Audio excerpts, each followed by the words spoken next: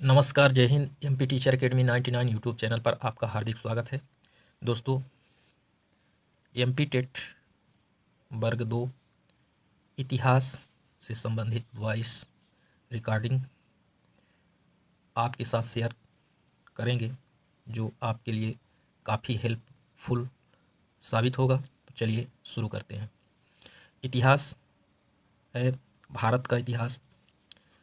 भारतीय इतिहास को 3 भागों में बांटा गया है: प्राचीन भारत, मध्यकालीन भारत एवं आधुनिक भारत। प्राचीन भारत में प्रागैतिहासिक काल, मानव विकास के उस काल को इतिहास कहा जाता है जिसका विवरण लिखित रूप में उपलब्ध है। आद्य ऐतिहासिक काल उस काल को कहते हैं जिस काल में लेखन कला के प्रचलन के बाद उपलब्ध लेख पढ़े नहीं जा सके हैं। पूर्व पाषाण युग के मानव की जीविका का मुख्य आधार शिकार था। आग का आविष्कार पुरा पाषाण काल में हुआ। पहिए का आविष्कार नव पाषाण काल में हुआ। मनुष्य में स्थायी निवास की प्रवृत्ति नव पाषाण काल में हुई। मनुष्य ने सबसे पहले कुत्ते को पालतू बनाया। कृषि का आविष्कार नव पाषाण काल में हुआ। मनुष्य ने सर्वप्रथम तावा धातु का प्रयोग किया तथा उसके द्वारा बनाया जाने वाला प्रथम औजार कुल्हाड़ी था।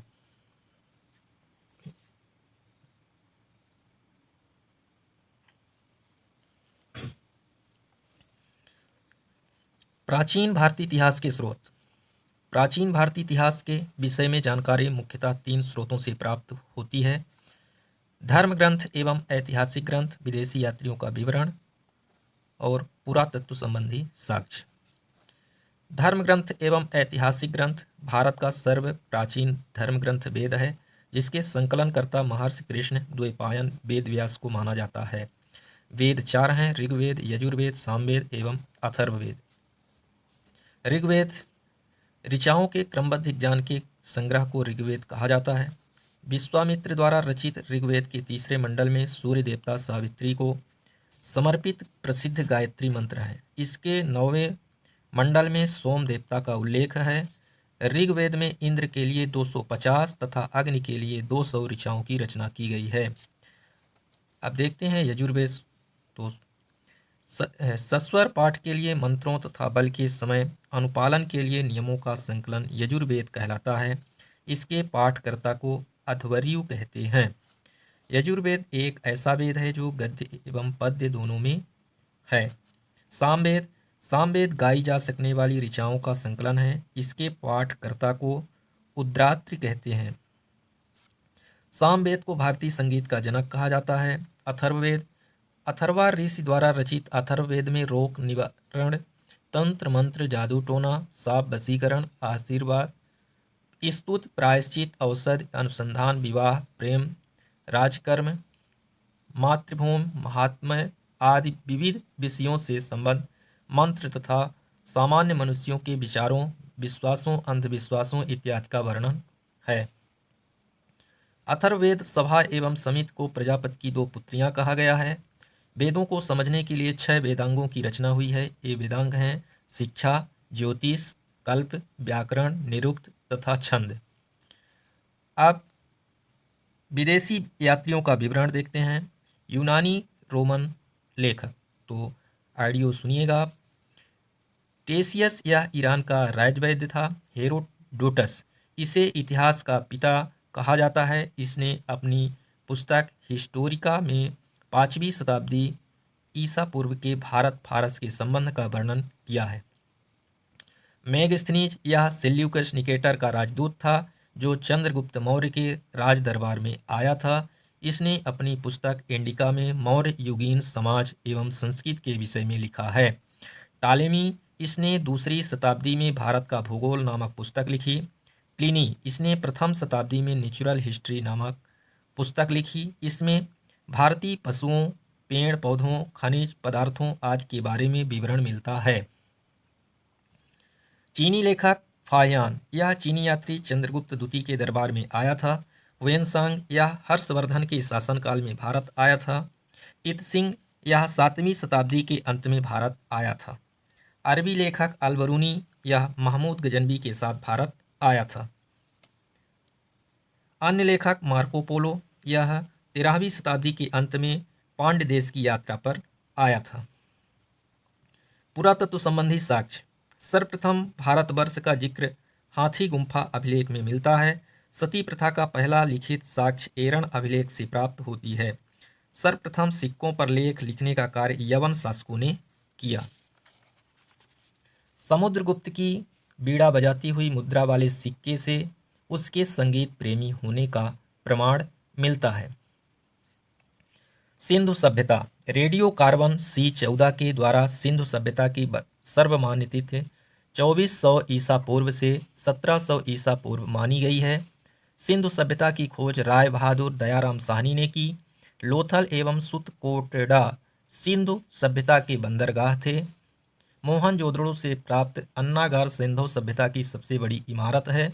मोहनजोदड़ो से प्राप्त बृहत स्नानागार एक प्रमुख स्मारक है। मोहनजोदड़ो से नर्तकी की एक कांस्य मूर्ति मिली है। हड़प्पा की मोहरों पर सबसे अधिक एक श्रृंगी पशु का अंकन मिलता है। सिंधु सभ्यता की लिपि भाव चित्रात्मक है।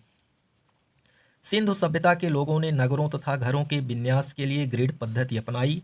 सिंधु सभ्यता में मुख्य फसल गेहूं और जौ थी। सुतकोटड़ा, कालीबंगन एवं लोथल से सिंधोकालीन घोड़े के अस्थिपंजर मिले हैं।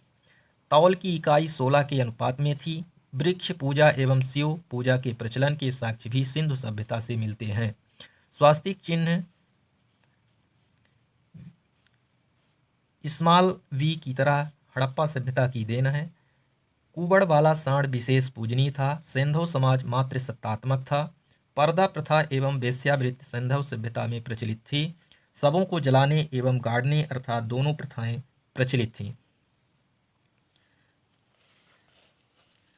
आप देखते हैं प्रमुख स्थल, नदी एवं उत्खननकर्ता एवं वर्ष और वर्तमान स्थिति के बारे में। हड़प्पा रावी नदी के तट पर स्थित है। इसका उत्खनन दयाराम साहनी एवं माधव स्वरूप वत्स के द्वारा किया गया। वर्ष 1921 में यह पाकिस्तान का मोंटगोमरी जिला जो है वहाँ पे स्थित है। मोहनजोदड़ो सिंधु नदी के तट पर है।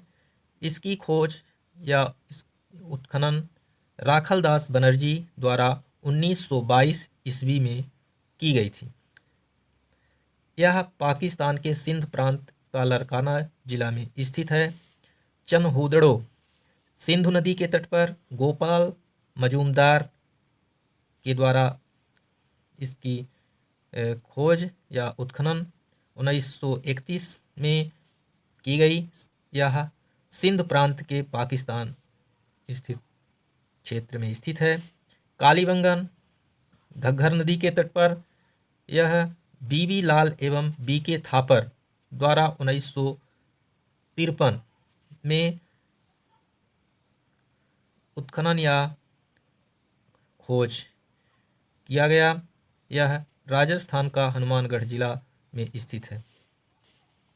कोटदीजी सिंधु नदी के तट पर फजल अहमद द्वारा 1953 में इसकी खोज की गई। सिंध प्रांत का खैरपुर स्थान में यह स्थित है। रंगपुर मादर नदी के तट पर रंगनाथ राव द्वारा 1953-54 में खोजा गया। यह गुजरात का काठियावाड़ जिला जहाँ पे है यह स्थित है। रोपड़ सतलुज नदी के तट पर यज्ञदत्त शर्मा द्वारा 1953 से 56 के बीच में इसकी खोज की गई। वर्तमान में पंजाब का रोपड़ जिला इस क्षेत्र के अंतर्गत आता है। लोथल भोगवा नदी के तट पर रंगनाथ राव द्वारा 1955 एवं 1962 में खोज किया गया या उत्खनन किया गया। यह वर्तमान में गुजरात का अहमदाबाद जिला जहाँ पे है स्थित है। आलमगीरपुर हिंडन नदी के तट पर यज्ञदत्त शर्मा द्वारा 1958 में खोज की गई। यह उत्तर प्रदेश का मेरठ जिला में स्थित है। सुत कांगेडोर दास्क नदी के तट पर ऑरेंज स्टाइल व जॉर्ज डेल्स के द्वारा 1927 एवं 1962 में खोज की गई। पाकिस्तान के मकरान में समुद्र तट के किनारे स्थित है। वनमाली रंगाई नदी के तट पर रविंद्र सिंह बिष्ट के द्वारा 1974 में इसकी खोज की गई। यह हरियाणा का हिसार जिला में स्थित है। धौलावीरा इसकी खोज भी रविंद्र सिंह बिष्ट द्वारा 1990-95 में की गई। यह गुजरात के कच्छ जिला में स्थित है। आप देखते हैं वैदिक सभ्यता। वैदिक काल का विभाजन दो भागों में किया गया है। ऋग्वैदिक काल 1500 से 1000 ईसा पूर्व और उत्तर वैदिक काल 1000 से 600 ईसा पूर्व। आर्य सर्वप्रथम पंजाब एवं अफगानिस्तान में बसे। मैक्स मूलर ने आर्यों का मूल निवास स्थान मध्य एशिया को माना है। आर्यों द्वारा निर्मित सभ्यता वैदिक सभ्यता कहलाई। आर्यों की भाषा संस्कृत थी। सभा एवं समित राजा को सलाह देने वाली संस्था थी। दशराज युद्ध का उल्लेख ऋग्वेद के 7वें मंडल में है। यह युद्ध परुषणी यानी कि रावी नदी के तट पर सुदास, कृपया फिर से सुने, सुदास एवं 10 जनों के बीच लड़ा गया, जिसमें सुदास विजयी हुआ। यानी दशराज युद्ध में सुदास विजयी रहा। ऋग्वैदिक समाज 4 वर्णों में विभक्त था। ये वर्ण थे ब्राह्मण, क्षत्रिय, वैश्य और शूद्र। ऋग्वेद के 10वें मंडल के पुरुष सूक्त में चतुर्वर्णों का उल्लेख मिलता है। आर्यों का समाज पितृ प्रधान था।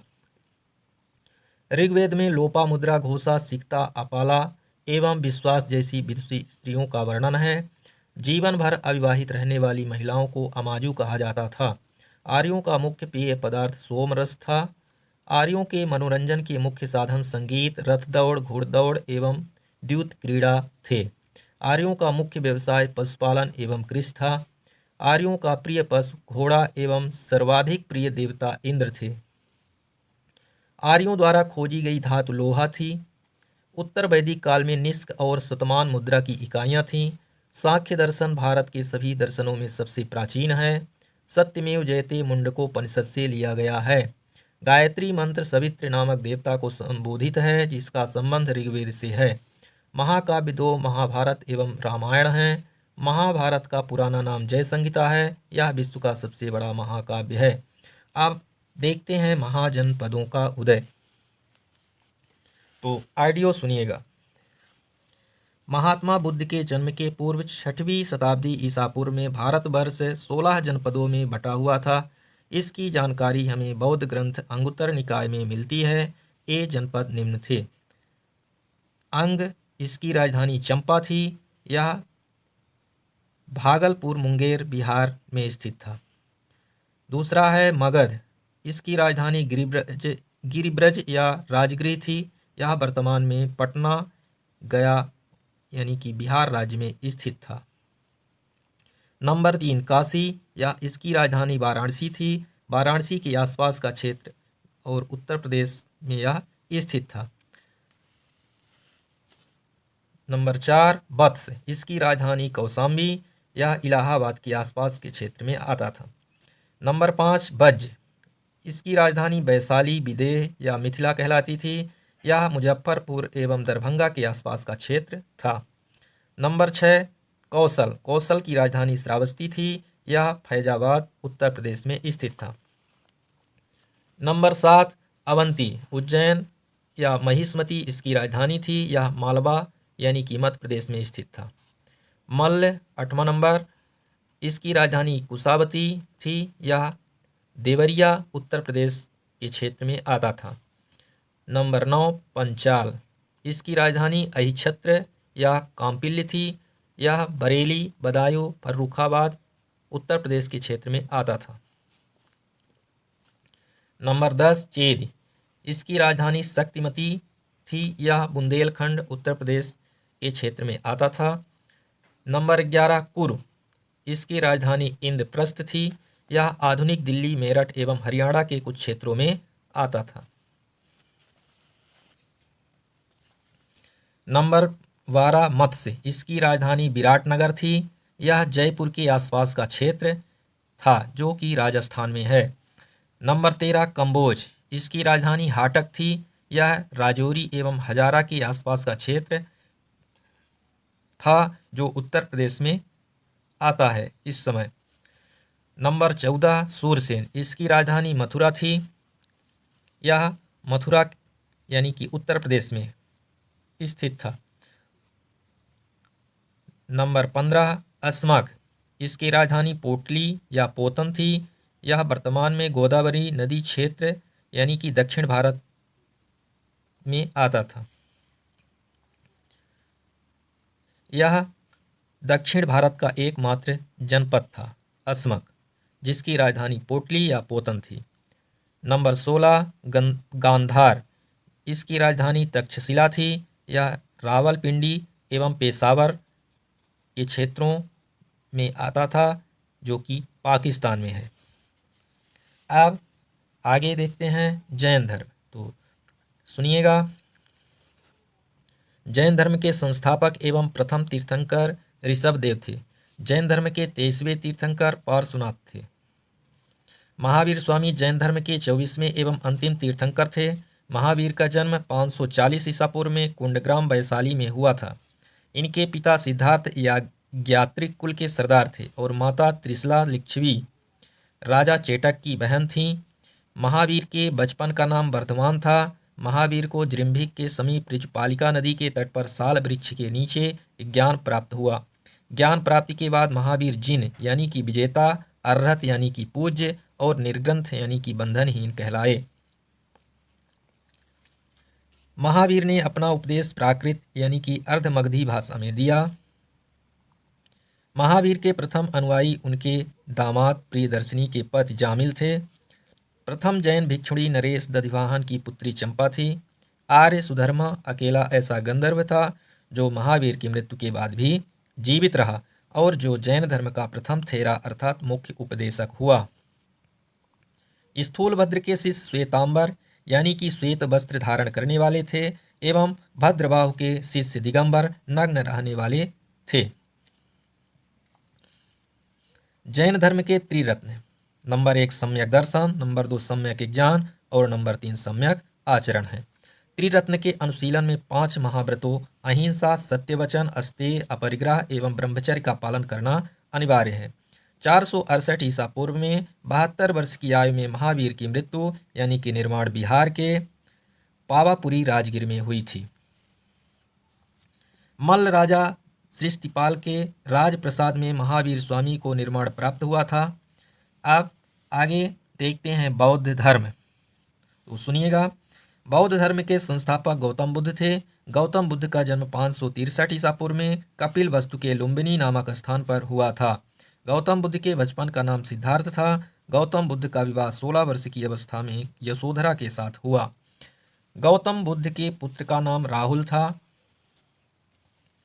सिद्धार्थ ने 29 वर्ष की अवस्था में गृह त्याग किया, जिसे बौद्ध धर्म में महाभिनिष्क्रमण कहा गया है। गृह त्याग करने के बाद सिद्धार्थ ने वैशाली के आलार कलाम से सांख्य दर्शन की शिक्षा ग्रहण की।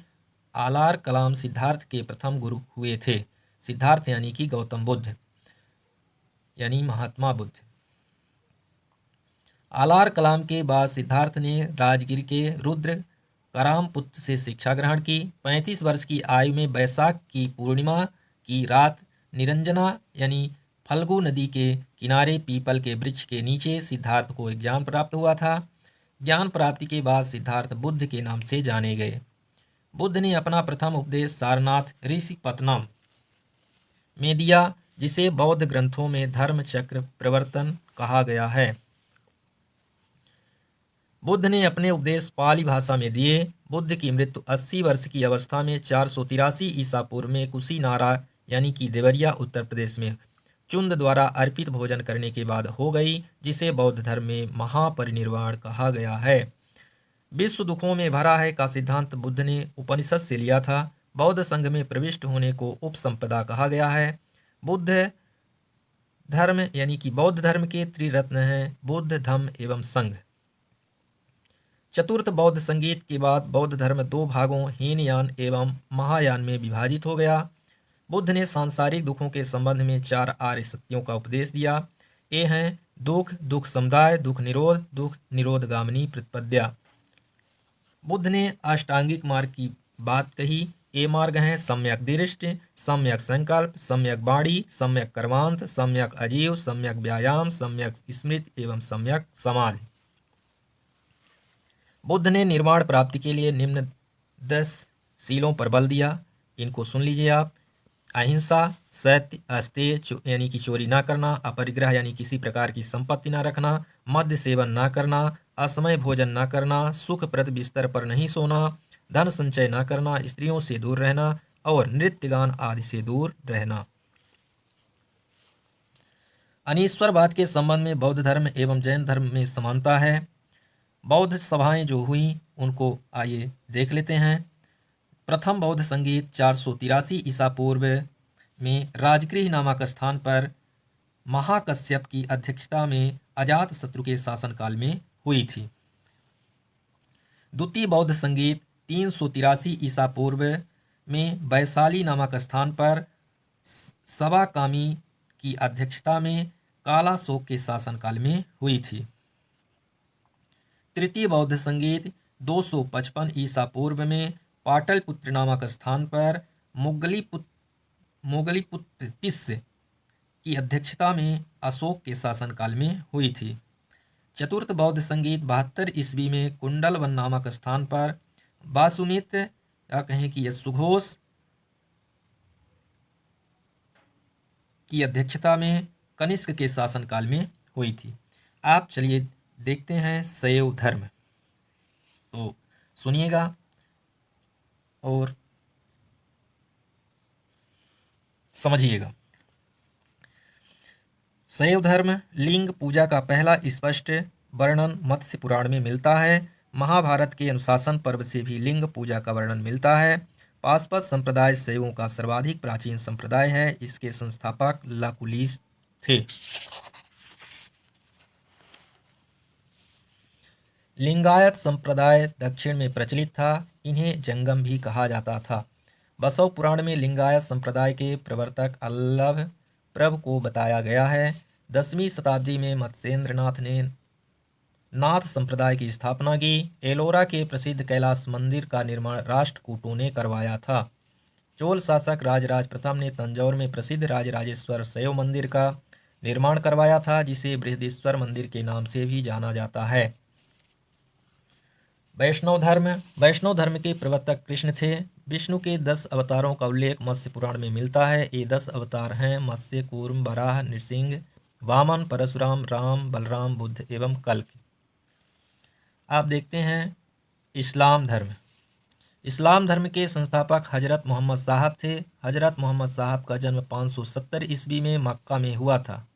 हजरत मोहम्मद साहब को 610 ईस्वी में मक्का के पास हीरा नामक गुफा में ज्ञान की प्राप्ति हुई थी। 24 सितंबर 622 ईस्वी को पैगंबर के मक्का से मदीना की यात्रा इस्लाम जगत में मुस्लिम संवत यानी कि हिजरी संवत के नाम से जाना जाता है। कुरान इस्लाम धर्म का पवित्र ग्रंथ है। हजरत मोहम्मद साहब की मृत्यु 8 जून 632 ईस्वी को हुई थी। इन्हें मदीना में दफनाया गया था। पैगंबर मोहम्मद साहब के उत्तराधिकारी खलीफा कहलाए। आप देखते हैं ईसाई धर्म के संस्थापक ईसा मसीह हैं। ईसाई धर्म का प्रमुख ग्रंथ बाइबिल है। ईसा मसीह का जन्म जेरूसलम के निकट बेथलेहम नामक स्थान पर हुआ था। ईसाई यानी कि ईसा मसीह को सूली पर रोमन गवर्नर पेंटियस ने चढ़ाया। ईसा मसीह को 33 ईस्वी में सूली पर चढ़ाया गया। ईसाई धर्म का सबसे पवित्र चिन्ह क्रॉस है, यानी कि धन के आकार का एक चिन्ह विशेष होता है। ईसाई त्रित्व में विश्वास रखते हैं। वे हैं ईश्वर पिता, ईश्वर पुत्र, ईसा यानी ईश्वर पवित्र आत्मा। अब यहीं से आगे चलते हैं, आर्यक वंश को देखते हैं। आर्यक वंश मगध के इस सबसे प्राचीन वंश का संस्थापक बृहद्रथ था। आर्यक वंश के संस्थापक बिंबिसार मगध की गद्दी पर 544 ईसा पूर्व में बैठा था। बिंबिसार ने राजगृह का निर्माण कर उसे अपनी राजधानी बनाई। महात्मा बुद्ध की सेवा में बिंबिसार ने राजवैद्य जीवक को भेजा। बिंबिसार ने वैवाहिक संबंध स्थापित कर अपने साम्राज्य का विस्तार किया। बिंबिसार की हत्या उसके पुत्र अजातशत्रु ने कर दी और वह 493 ईसा पूर्व में मगध की गद्दी पर बैठा। अजातशत्रु का उपनाम कोड़िक था। अजातशत्रु प्रारंभ में जैन धर्म का अनुयायी था। अजातशत्रु की हत्या उसके पुत्र उदायन ने 461 ईसा पूर्व में कर दी और वह मगध की गद्दी पर बैठा। उदायन ने पाटल ग्राम की स्थापना की। उदायन भी जैन धर्म का अनुयायी था। हर्यक वंश का अंतिम राजा उदायन का पुत्र नागदशक था। अब देखते हैं शिशुनाग वंश। नागदशक को उसके अमात्य शिशुनाग ने 412 ईसा पूर्व में अपदस्थ करके मगध पर शिशुनाग वंश की स्थापना की। शिशुनाग ने अपनी राजधानी पाटलिपुत्र से हटाकर वैशाली में स्थापित की। अब इसके बाद नंद वंश। तो नंद वंश का संस्थापक महापद्मनंद था। नंद वंश का अंतिम शासक घनानंद था। इसे चंद्रगुप्त मौर्य ने युद्ध में पराजित किया और मगध पर एक नए वंश मौर्य वंश की स्थापना की। सिकंदर महान के बारे में देख लेते हैं। सिकंदर का जन्म 356 ईसा पूर्व में हुआ था। सिकंदर का पिता फिलिप 359 ईसा पूर्व में मकदुनिया का शासक बना था। सिकंदर अरस्तु का शिष्य था। सिकंदर ने भारत विजय का अभियान 326 ईसा पूर्व में प्रारंभ किया। सिकंदर का सेनापति सेल्यूकस निकेटर था। सिकंदर को पंजाब के शासक पोरस के साथ युद्ध करना पड़ा, जिसे हाइड स्पीच के युद्ध या झेलम या बितस्ता का युद्ध के नाम से जाना जाता है। सिकंदर की सेना ने ब्यास नदी को पार करने से इनकार कर दिया। सिकंदर स्थल मार्ग द्वारा 325 ईसा पूर्व में भारत से लौटा। सिकंदर की मृत्यु 323 ईसा पूर्व में बेबीलोन में 33 वर्ष की अवस्था में हो गई। अब इसके आगे मौर्य साम्राज्य देखते हैं, तो ऑडियो सुनिएगा। मौर्य वंश का संस्थापक चंद्रगुप्त मौर्य था। चंद्रगुप्त मौर्य का जन्म 345 ईसा पूर्व में हुआ था। चाणक्य चंद्रगुप्त का प्रधानमंत्री बना। चाणक्य, कौटिल्य और विष्णुगुप्त ये उन्हीं के नाम हैं। इनके द्वारा लिखित पुस्तक का नाम अर्थशास्त्र है। चंद्रगुप्त मगध की राजगद्दी पर 322 ईसा पूर्व में बैठा था। चंद्रगुप्त जैन धर्म का अनुयायी था। चंद्रगुप्त ने अपना अंतिम समय कर्नाटक के श्रवणबेलगोला नामक स्थान पर बिताया। चंद्रगुप्त ने 305 ईसा पूर्व में सेल्यूकस निकेटर को हराया। मेगस्थनीज सेल्यूकस निकेटर का राजदूत था, जो चंद्रगुप्त के दरबार में रहता था। मेगस्थनीज द्वारा लिखी गई पुस्तक इंडिका है। चंद्रगुप्त मौर्य की मृत्यु 298 ईसा पूर्व में श्रवणबेलगोला में उपवास द्वारा हुई थी। बिंदुसार। चंद्रगुप्त मौर्य का उत्तराधिकारी बिंदुसार हुआ, जो 298 ईसा पूर्व में मगध की राजगद्दी पर बैठा। अमित्रघात के नाम से बिंदुसार जाना जाता है। बिंदुसार आजीवक संप्रदाय का अनुयायी था। जैन ग्रंथों में बिंदुसार को सिंहसेन कहा गया है। बिंदुसार के शासनकाल में तक्षशिला में 2 विद्रोह हुए। इन विद्रोह को दबाने के लिए बिंदुसार ने पहले सुसीम को और बाद में अशोक को भेजा था। एथीनियस के अनुसार बिंदुसार ने सीरिया के शासक एंटियोकस प्रथम से मदिरा, सूखे अंजीर एवं एक दार्शनिक भेजने की प्रार्थना की थी। अब देखते हैं अशोक के बारे में। बिंदुसार का उत्तराधिकारी अशोक महान हुआ, जो 269 ईसा पूर्व में मगध की राजगद्दी पर बैठा। मास्की एवं गुर्जरा अभिलेख में अशोक का नाम अशोक मिलता है। पुराणों में अशोक को अशोक वर्धन कहा गया है। अशोक ने अपने अभिषेक के 8वें वर्ष लगभग 261 ईसा पूर्व के कलिंग पर आक्रमण किया और कलिंग की राजधानी तोसली पर अधिकार कर लिया।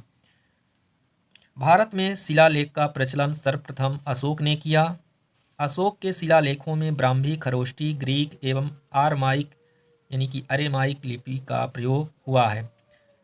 अशोक के शिलालेख की खोज 1750 ईस्वी में पाद्रेटी पेंथेलर ने की थी। इनकी संख्या 14 है।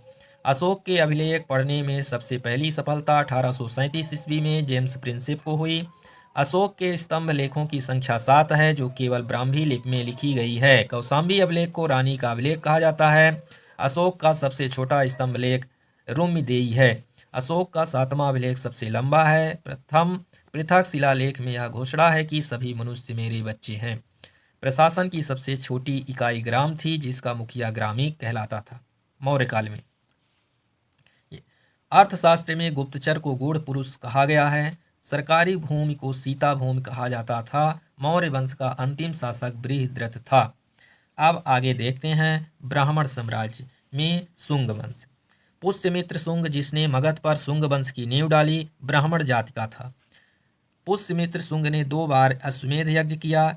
इनके लिए पातंजलि ने अश्वमेध यज्ञ करवाए।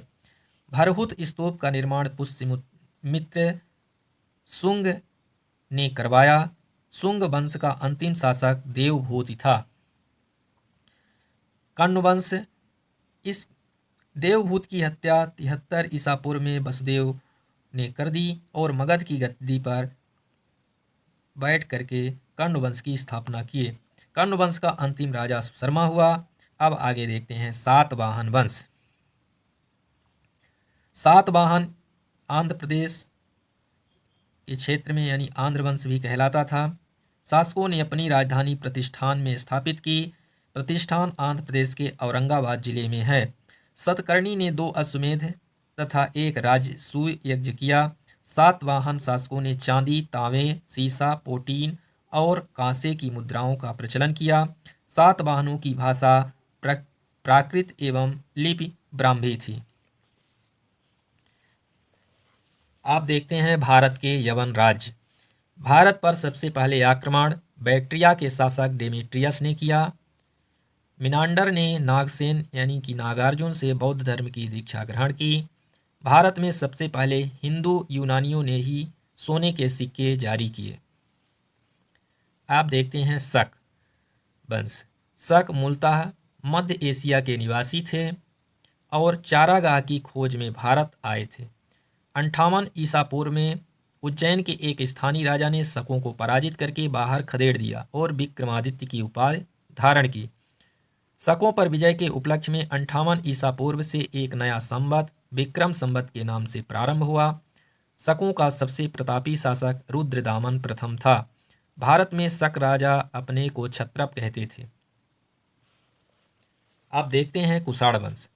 कुषाण वंश के संस्थापक कुजुल कटफिसेस था। इस वंश का सबसे प्रतापी राजा कनिष्क था। इनकी राजधानी पुरुषपुर या पेशावर थी। कुषाणों की द्वितीय राजधानी मथुरा थी। कनिष्क ने 78 ईस्वी में गद्दी पर बैठने के समय में एक संवत चलाया जो शक संवत कहलाता है। कनिष्क का राजवैद्य आयुर्वेद का विख्यात विद्वान चरक था, जिसने चरक संहिता की रचना की। महाविभास सूत्र के रचनाकार वसुमित्र हैं। इसे ही बौद्ध धर्म का विश्वकोश कहा जाता है। कनिष्क के राज का अश्वघोष ने बौद्धों का रामायण बुद्धचरित की रचना की। भारत का आइंस्टीन नागार्जुन को कहा जाता है। कुषाण वंश का अंतिम शासक वासुदेव था। गांधार शैली एवं मथुरा शैली का विकास कनिष्क के शासनकाल में हुआ था। आप देखते हैं गुप्त साम्राज्य। तो सुनिएगा गुप्त साम्राज्य के बारे में। यह एक बहुत ही महत्वपूर्ण साम्राज्य था जो स्वर्णयुग कहलाने वाला था। आइए सुनते हैं, देखिएगा, सुनिएगा, समझिएगा। गुप्त वंश का संस्थापक श्रीगुप्त 240 से 280 ईस्वी के लगभग में था। गुप्त वंश का प्रथम महान सम्राट चंद्रगुप्त प्रथम था। यह 320 ईस्वी में गद्दी पर बैठा। गुप्त संवत 319 से 320 ईस्वी की शुरुआत चंद्रगुप्त प्रथम ने की। चंद्रगुप्त ने आर्यावर्त के 9 शासकों और दक्षिणावर्त के 12 शासकों को पराजित किया। इन्हीं विजयों के कारण इसे भारत का नेपोलियन कहा जाता है। समुद्रगुप्त का दरबारी कवि हरसेन था, जिसने इलाहाबाद प्रशस्त लेख की रचना की।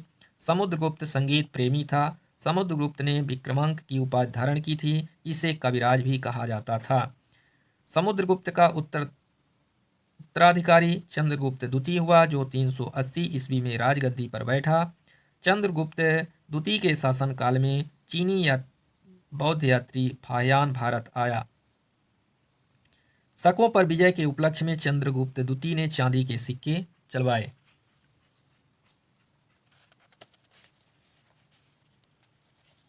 चलिए आगे और कुछ सुनिएगा इसके बारे में। नालंदा विश्वविद्यालय की स्थापना कुमारगुप्त ने की थी। अंतिम गुप्त शासक भानुगुप्त था। पहली बार किसी के सती होने का प्रमाण 510 ईस्वी के भानुगुप्त के एरण अभिलेख से मिलता है।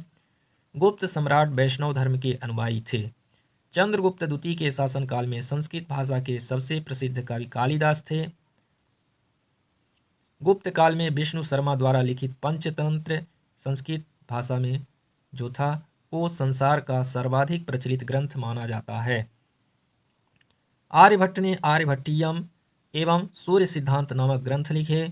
गुप्त काल की राजकीय भाषा प्राकृत थी। गुप्त काल को भारतीय इतिहास का स्वर्ण युग कहा जाता है। अब आगे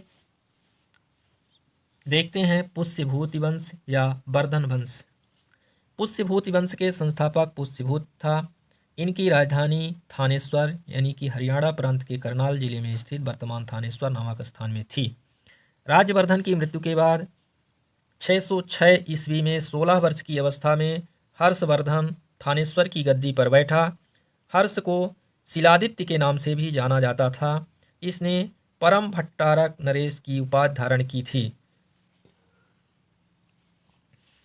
हर्ष और पुलकेशिन द्वितीय के बीच नर्मदा नदी के तट पर युद्ध हुआ, जिसमें हर्ष की पराजय हुई। चीनी यात्री ह्वेनसांग हर्षवर्धन के शासनकाल में भारत आया। ह्वेनसांग को यात्रियों में राजकुमार, नीति का पंडित एवं वर्तमान शाक्य मुनि कहा जाता है। वाणभट्ट हर्ष के दरबारी कवि थे। उन्होंने हर्षचरित एवं कादंबरी की रचना की। प्रियदर्शिका, रत्नावली तथा नागानंद नामक 3 संस्कृत नाटक ग्रंथों की रचना हर्ष ने की थी। हर्ष को भारत का अंतिम हिंदू सम्राट कहा गया है।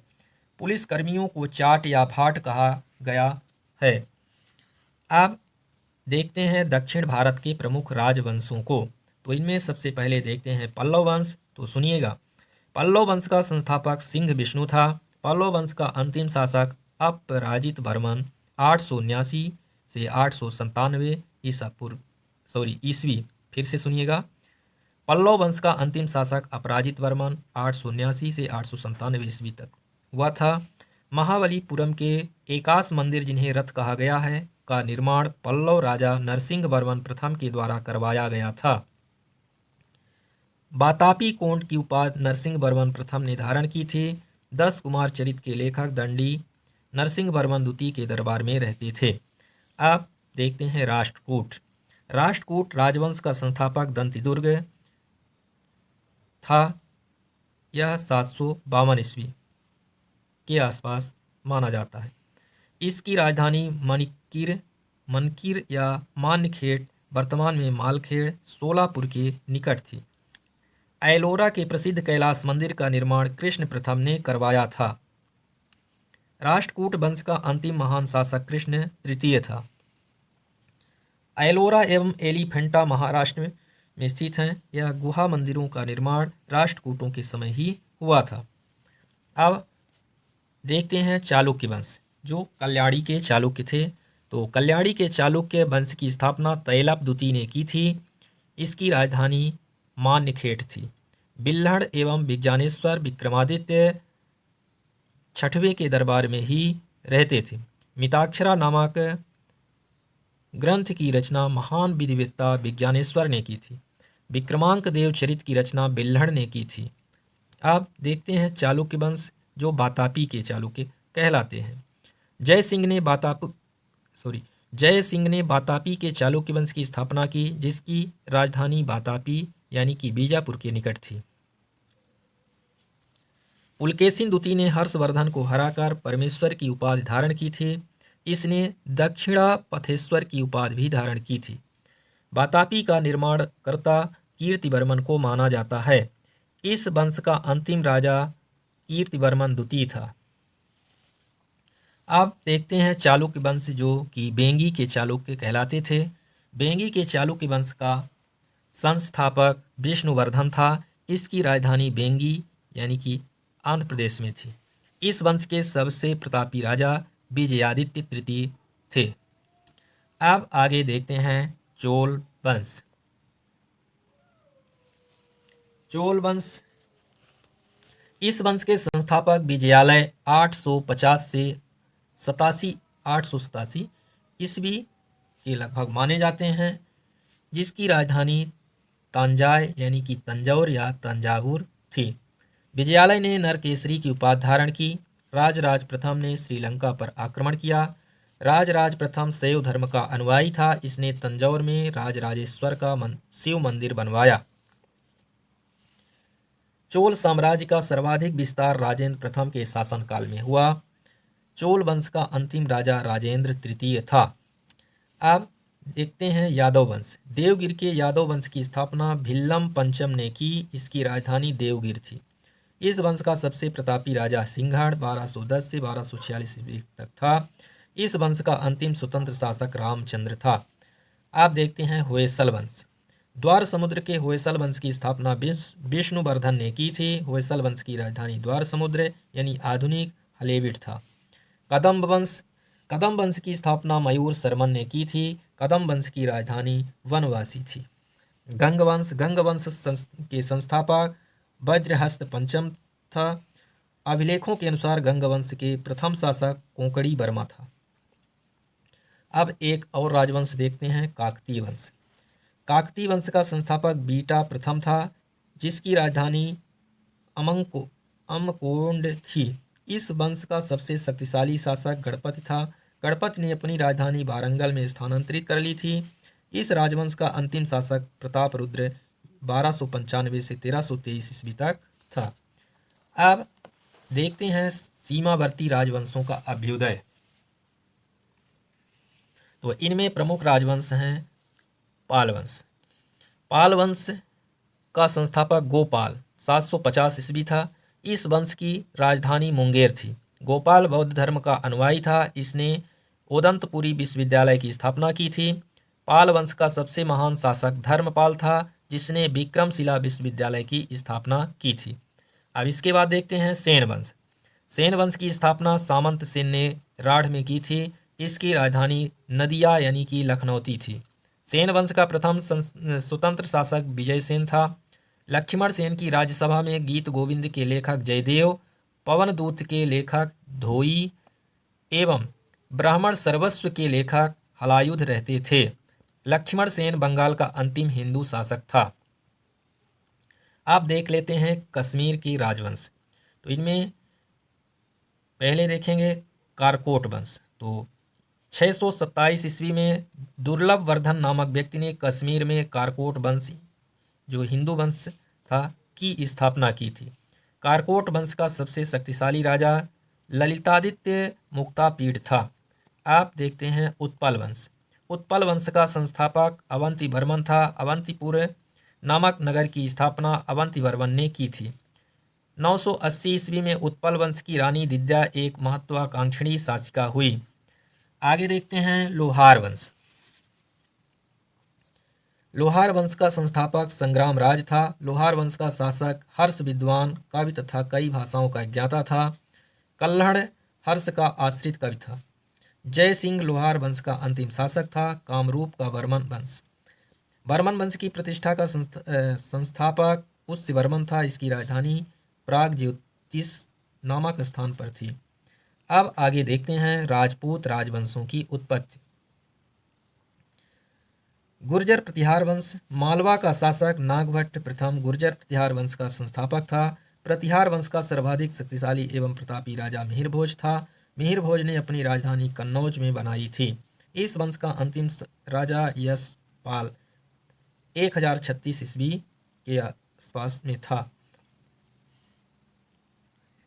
अब आगे देखते हैं गहड़वाल यानी कि राठौर राजवंश।